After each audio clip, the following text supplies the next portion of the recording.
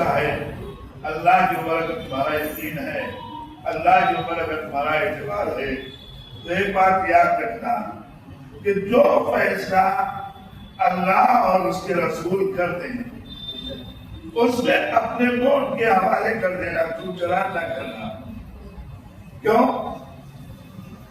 اس لیے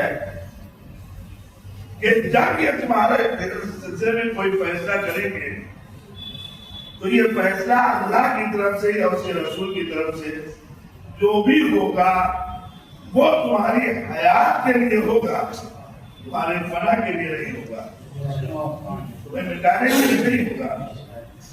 اس سے کہ اللہ و رسول کو جب بلاتے ہیں تو حیات کی طرف بلاتے ہیں، زندگی کی طرف بلاتے ہیں، موت کی طرف نہیں بلاتے۔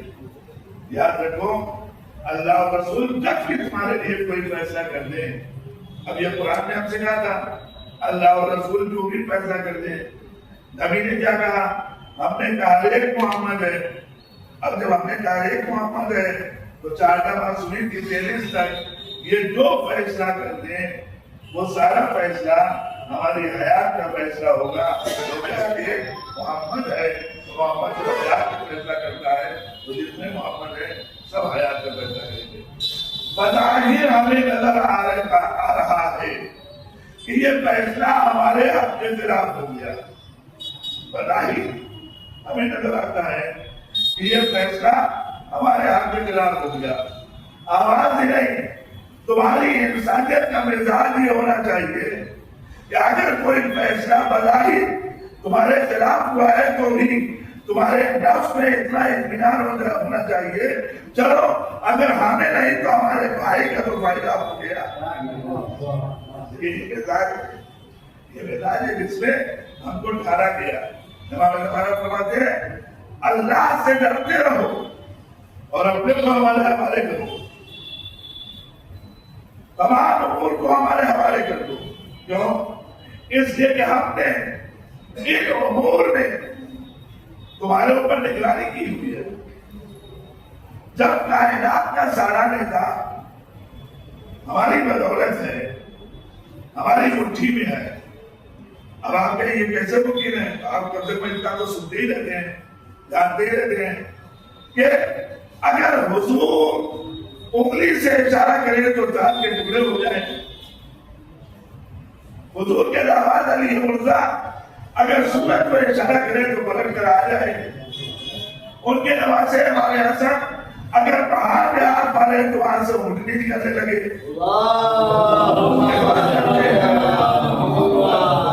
تاریخ نے یہ باتیں لکھ کے ہمیں بتائی ہیں کہ ان کا قبضہ کتنا ہے، زمین پر ان کا قبضہ، آسمان پر ان کا قبضہ، دریاؤں پر ان کا قبضہ، ہر چیز پہ ان کا قبضہ، کوئی چیز ان کے اختیار سے باہر نہیں ہے۔ تو آپ کو جو مسائل پیش آئیں گے وہ کام پیش آئیں گے، کسی کائنات میں جائیں گے، تو جب کائنات ان کے ہاتھ میں ہے آپ کے مسائل یہ کیسے جائیں گے؟ لیکن مسئلہ یہ ہے کہ یہ تو اس وقت ہوگا جب ہمارا یقین ان کے اوپر اتنا محکم ہو جائے، جب ہمارا اعتبار اتنا محکم ہو جائے۔ یہ بات نے ہم سے کیا کہا؟ میں ان زمین والوں کے لیے ویسے ہی امان کا ذریعہ ہوں جیسے ستارہ آسمان والوں کے لیے امان کا ذریعہ ہے۔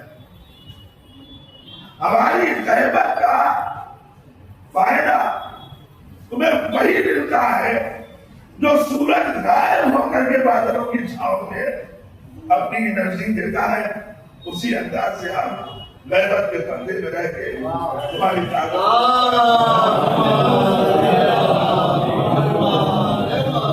تو جب امام ہمارا ہر طریقے سے ہمیں دیکھنے والا ہے، ہر طریقے سے ہمارا پرسان حال ہے، وہ کہتا ہے امام فرماتے ہیں دیکھو ہم نہ تمہاری یاد سے کبھی غافل ہوتے ہیں نہ تمہاری رعایتوں سے کبھی غافل ہوتے ہیں، ہم مراعات رکھتے ہیں تمہارے حالات کا مراعات رکھتے ہیں اور ہم تمہاری یاد کو بھی بھلاتے نہیں ہیں۔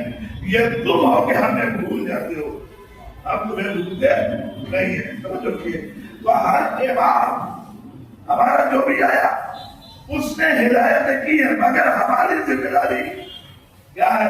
ہم اپنے وقت کے امام کو پہچانے اور وقت کا امام ہمارا طے کرتے ہیں، ہمیں اسے پہچانا ہے۔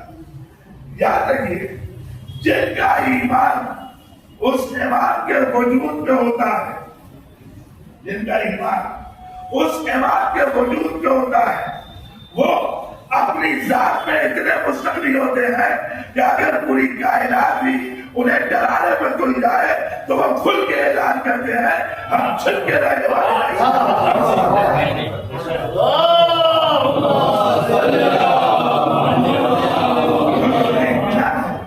اس امام کے اوپر کیونکہ انہیں بھروسہ ہے اس امام کے اوپر۔ کبھی آپ نے دیکھا آج وہ دن ہے کہ جس دن رہبر احترام کھلے عام جمعے کے پلیٹ فارم پہ آ رہے ہیں، جب ساری دنیا ڈر آ رہی ہے، یہ کہتے تھے کہ اب یہ ہمارے نشانے پہ ہیں۔ دیکھیں غور کیجیے گا، دوسرا ہوتا تو ڈر کے بیٹھتا، یہ آواز دیتے ہیں ہم وہ ہے نہیں جو ڈر جائیں، اس لیے کہ ہم نے اس حسین سے سبق لیا ہے جس نے اپنے آپ کو میدان میں رکھا تھا، میدان سے بھاگا نہیں تھا۔ ہم دیکھیں تمہارے اندر کتنی طاقت، ہم دیکھیں تمہارے اندر کتنی طاقت ہے۔ اللہ کے مطلب یہ وہ افراد ہیں جنہوں نے ایمان کے اوپر بھروسہ کیا ہوا ہے، جنہوں نے ایمان کے اوپر یقین کیا ہوا ہے۔ ہم بے سہار تھوڑی نہ ہیں، ہمارا مذہب بے سہار نہیں ہے، ہمارا دین بے سہار نہیں ہے، ہم بے سہار نہیں ہیں، ہمارا مالک ہے، ہمارا وارث ہے، ہمارے دین کا وارث ہے۔ جب دین کا وارث ہمارے پاس ہے ہمیں فکر کس بات کی ہے؟ یاد رکھیے گا ہماری بدولت دین نہیں ہے، دین کی بدولت ہم ہے۔ ہماری بدولت مذہب نہیں ہے، مذہب کی بدولت ہم ہے۔ ہماری بدولت امام نہیں ہے، امام کی بدولت ہم ہے۔ اس امام نے ہم سے چاہا ہے کہ تم ہمیں پر اپنا بھروسہ قائم کرو، اسی لیے کیا فرمایا کہ سر لمون لنا، تم اپنے کو حوالے کر دو ہمارے حوالے، مکمل طور پر ہمارے حوالے۔ یعنی تم یہ کہو کہ ہماری جان ہماری نہیں ہے، ہمارا مال ہمارا نہیں ہے، ہماری اولاد ہماری نہیں ہے، اگر ہماری ہو تو ہم پرواہ کریں، اگر ہماری ہو تو ہم پرواہ کریں۔ لیکن قرآن مجید نے ایک سوال کیا تھا، اولاد کے متعلق سوال کیا تھا، اور یہ کہا تھا یہ بتاؤ ان کو رزق کو کھلاتے ہو کہ ہم کھلاتے ہیں؟ ان کو رزق کون کھلاتا ہے؟ تم کھلاتے ہو کہ ہم کھلاتے ہیں؟ ظاہر ہے اللہ رزق دینے والا ہے، ہم تو نہیں رزق کھلانے والے ہیں۔ آبادی جس کے رزق کی ضمانت خدا پہ ہے تم اس کے لیے فکر مند کیوں ہو رہے ہو؟ تم اپنی اولاد کے فکر میں پڑ گئے، اپنی زندگی کو تباہ کرنے پہ کیوں لگے ہوئے؟ تم اتنی محبت اپنے باپ سے اور اپنی اولاد سے کیوں کر رہے ہو؟ یہ غافل ہو گئے پروردگار سے، غافل ہو گئے اللہ سے، اور یہ غفلت نہیں ہے تو کیا ہے کہ ہم عبادتوں کی دنیا سے اپنے کو دور کر دیں مگر اپنی اولاد کی نگہداشت کے چکر میں، اپنی اولاد کو پروان کرانے کے چکر میں صاحب بڑے بڑے کام ہمارے ہمیں روک دیتے ہیں کہ ہم ان کاموں کی طرف، مال کمانے کی طرف، اولاد پالنے کی طرف، قرابت داری کو بچانے کی طرف، دوستانے کو بچانے کی طرف اتنا آگے بڑھ جاتے ہیں کہ وقت نماز چلا جائے ہمیں فکر بھی نہیں ہوتی۔ جو انسان اپنے اللہ کا نہ ہو پائے، جو انسان اپنے خدا کا نہ ہو پائے، جو انسان عبادت کو فوقیت نہ دے، جو انسان بندگی کو فوقیت نہ دے، وہ آگے کیسے یہ ممکن ہے کہ وہ نبی کے اوپر بھروسہ کرے اور امام کے اوپر بھروسہ کرے؟ جس خدا نے ہمارے اوپر نعمتیں نازل کی ہے، جب ہم اس خدا کے نہیں بھول سکتے تو ہم کیسے نبی یا امام کو ہو جائیں گے؟ لیکن امام ہم سے تقاضا کر رہے، نبی کریم فرما کے من ماتا ولم یعرف امام زمانی ماتا کی قتل جاہلیہ، جو مر جائے اس عالم میں کہ اپنے وقت کے امام کو نہ پہچانے اس کی موت جاہلیت کی موت ہے۔ ہم اپنے امام کو کتنا پہچانتے ہیں؟ ہم اپنے امام کو کتنا پہچانتے ہیں؟ یہ امام جو ہمارا پردہ غیب میں ہے ہم اسے کتنا پہچانتے ہیں؟ امام کے بارے میں کتنی معلومات ہے؟ ان کے بعد کے بارے میں کتنی معلومات ہے؟ سوچیں آپ، یہ کم لطفی نہیں ہے کہ ہم اپنے وقت کے امام کو پہچانے نہیں۔ وقت کے امام کو پہچانے کا مطلب کیا ہے؟ کہ اس کی قیمت، اس کی قدر و منزلت پہچانے۔ یہ وہ امام ہے کہ جس امام کے پیچھے ملوکیت ہر طریقے سے پڑی ہوئی تھی۔ امام حسن عسکری علیہ السلام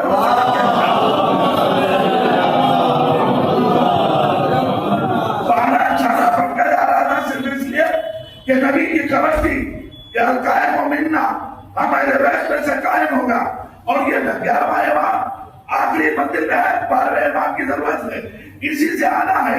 لہذا گھر میں چھان پٹک ہو رہی ہے کہ یہ امام مل جائے، یہ امام مل جائے۔ دعائیں بھیجی جا رہی ہیں، قابلائیں بھیجی جا رہی ہیں، پیٹ چیک کیے جا رہے ہیں، ماں کے شکم چیک کیے جا رہے ہیں، یہ بچہ ہمیں پتہ چل جائے۔ قدرت میں آواز دی، جب تم نے میرے موسیٰ کو نہ روک سکے تو جب میں نے اپنے موسیٰ کو فرعون کے زمانے میں کہا 70,000 بچے قتل کیے گئے خوف موسیٰ میں، جب وہاں موسیٰ کو تم نہ روک سکے تو ہم جیسے چاہیں دنیا میں جانا کیا تم روک سکتے ہو؟ نہیں روک سکتے۔ اچھا دیکھیے ذرا غور کیے، انہوں نے اتنی تلاش کی گائے کے لیے کہ وقت کے امام کو جلدی سے اس لیے کہ ہم نے سن رکھا تھا نبی نے کہا کہ ہم دولہ تھا کس کا موازنہ تمام علیہ حضرت محمد دولہ وہ آئے گا، ساری بادشاہ کو ساری چیزوں کو خاک میں ملا دے گا اور نظام عادل کو قائم کرے گا۔ تو ظالموں کو یا تو اپنا ہوتا ہی ہے، لہذا وہ اپنے ظلم کی بنیاد کے اوپر ڈال رہے تھے، چاہ رہے تھے اسے ختم کر دیں، تو ہر طریقے سے کوشش کی مگر نہیں ملا تو انہیں پتا کیسے چلا؟ نہیں ملا تو انہیں پتا کیسے چلا؟ 11ویں امام کا انتقال ہوا اور آپ کی نماز جنازہ کے لیے جعفر قذاب آ کے کھڑے ہوئے تو 5 برس سے بچہ نکل کے آیا، دامن تھام کے کہا امو یہ آپ کی جگہ نہیں ہے، یہ میری جگہ ہے۔ معصوم کی نماز معصوم پڑھاتا ہے، غیر معصوم نہیں پڑھاتا۔ یہ جملے کہہ کے کائنات کو متوجہ کر رہا تھا، دیکھو تم جسے روکنا چاہتے تھے وہ آ چکا ہے کائنات میں۔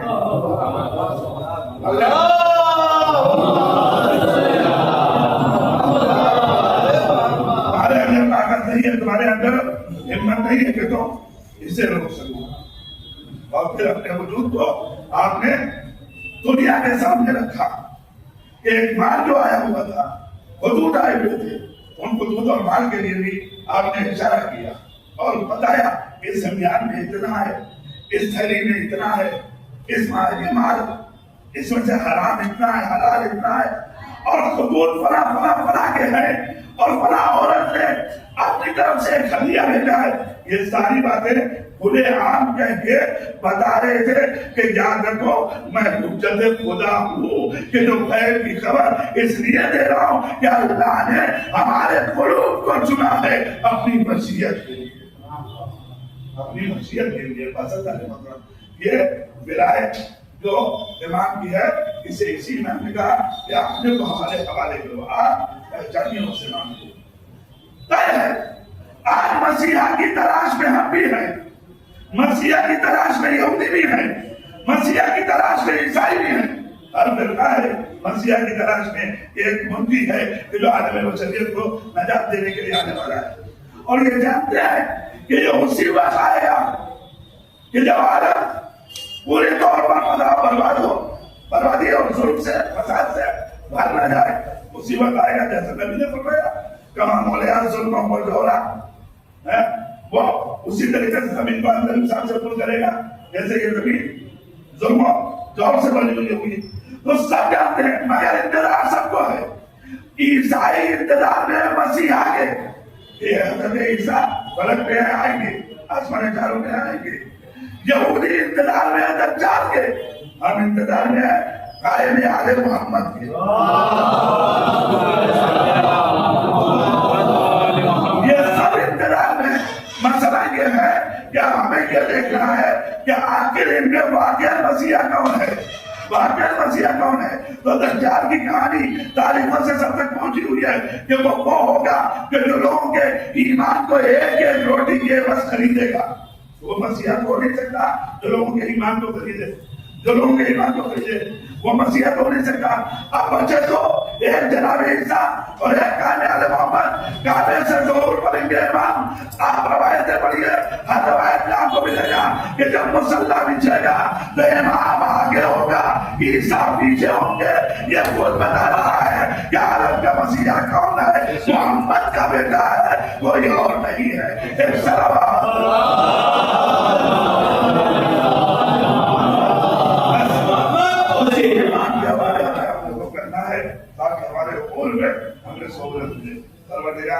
ہم سب کو توفیق دے کہ ہم خشیت الہی اور معرفت الہی کو اپنے دلوں میں اتاریں اور اس ایمان کو اپنا واقعی مسیحا اور ایمان سمجھتے ہوئے اس کے ظہور کی دعائیں زیادہ سے زیادہ کریں تاکہ ہمارے لیے جو مشکلات چھائی ہوئی ہیں ان مشکلات سے ہمیں نجات مل جائے. بسم اللہ الرحمن الرحیم. والعصر ان الانسان لفی خسر الا الذین آمنوا وعملوا الصالحات وتواصوا بالحق وتواصوا بالصبر.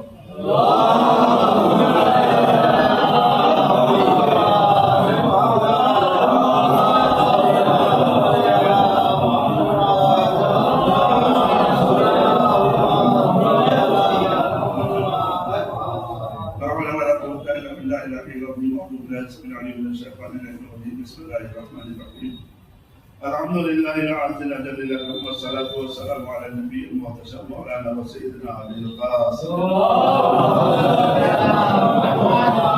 اللهم صل على ولي وقدير وامين وخليفة علي بن ابي طالب وعلى بنت صديق فاطمة الزهراء سلام عليها وعلى ست نبينا سيد الشباب الجمال حسن الحسين. اللهم صل على محمد المسلمين علي بن حسين ومحمد بن علي وجعفر بن محمد وموسى بن جعفر وعلي بن موسى ومحمد بن علي وعلي بن محمد والحسن بن علي والقرن الصالح والقدر المهدي. اللهم صل على جميع الانبياء والمرسلين والشهداء والصديقين وعلى جميع عباد الله الصالحين. اما بعد عباد الله اوصيكم ونفسي بتقوى الله وانا من اعطيكم فرق. فانتقال الهي میں اپنے نفس کو اور اپنے نفس کو تقوی الہی کی جانب دعوت دے رہا ہوں اور اپنے نظام کو مرتب رکھنے کی طرف دعوت دے رہا ہوں. دیکھیے پہلا کلمہ کلمہ وحدت ہے اور کلمہ وحدت میں یہ بات طے ہے کہ اللہ نے کہہ رکھا ہے اللہ کی رسی کو مضبوطی سے پکڑو اور آپس میں تفرقہ قائم نہ کرو. ظلم کا کام یہ ہے وہ ایک ملت کو ایک ملت میں رہنے نہیں دینا چاہتا. وہ انہیں لڑاتا ہے, وہ انہیں بانٹتا ہے. یاد رکھیے گا مگر جو واقعہ ایماندار ہوتے ہیں وہ یہ نہیں دیکھتے کہ یہ کس مسئلہ کا ہے, کس فرقے کا ہے. وہ یہ دیکھتے ہیں ہمارے قرآن پہ اس کا اعتبار ہے کہ نہیں, ہمارے نبی پہ اس کا اعتبار ہے کہ نہیں, ہمارے خدا واحد پہ اس کا اعتبار ہے کہ نہیں.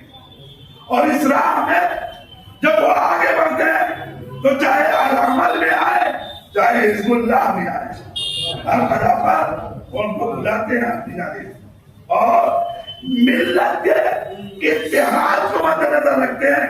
وہ سنی اور شیعہ کو مد نظر نہیں رکھتے, وہ اسلام کی طرف کی مد نظر رکھتے ہیں, وہ ایمان کی طرف کی مد نظر رکھتے ہیں.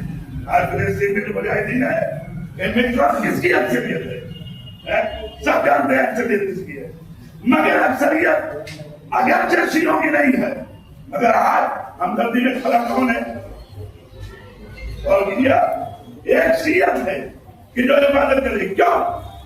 اس لیے کہ یہ ان احساسات سے بالاتر ہے.